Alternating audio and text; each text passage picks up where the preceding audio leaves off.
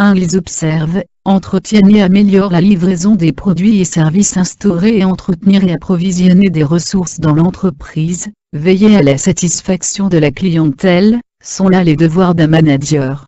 Exemple, dans les réunions de service le directeur et le manager échangent sur la qualité des services et qui leur sont proposés par l'entreprise. 2. Ils échangent les informations pour la résolution des problèmes. Mener des réunions et des discussions en groupe, conseiller, s'informer et informer les autres.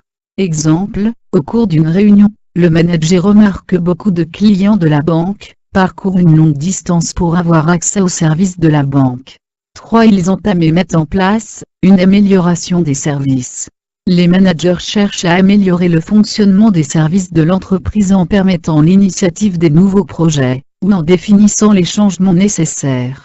Exemple, suite à l'échange d'informations précédentes, la réunion, les managers prennent la décision de créer des nouvelles agences en vue de réduire la distance parcourue par leurs clients.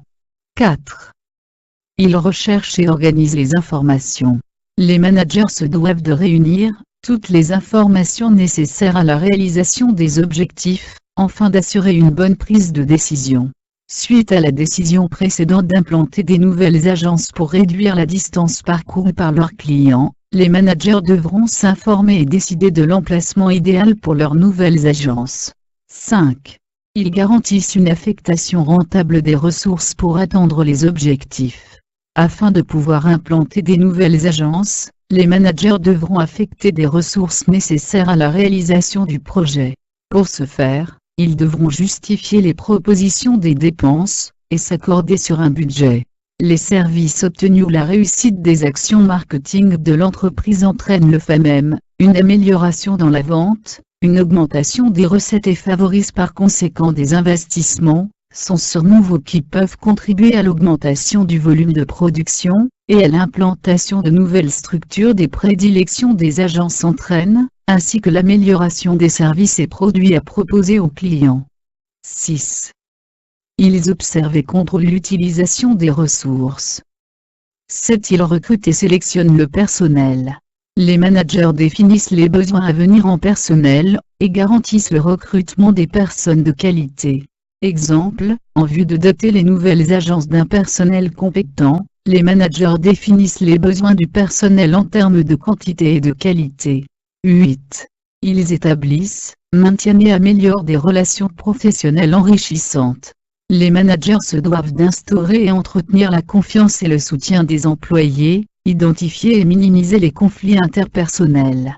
Exemple, le système de contrôle fait suite à l'unité de commande, et à l'unité hiérarchie soutenue par un système d'information et de communication efficace, qui va du chef de section et vice-versa, avec objectif de véhiculer et d'exécuter fidèlement les instructions et informations venant manager. 9. Il stimule les performances. Permettre le développement de soi, d'autrui et de l'équipe. Exemple, tout au long de la vie professionnelle, le manager doit s'assurer du bon développement du personnel en leur assurant une bonne rémunération et une mise à niveau, formation. 10. Ils évaluent le travail réalisé. Exemple. Le système de contrôle nous permet aussi de réaliser l'évaluation des efforts fournis par l'ensemble de travailleurs de tout niveau de la chaîne de production à la distribution et vente pour améliorer le rapport, tant sur le plan professionnel qu'humain.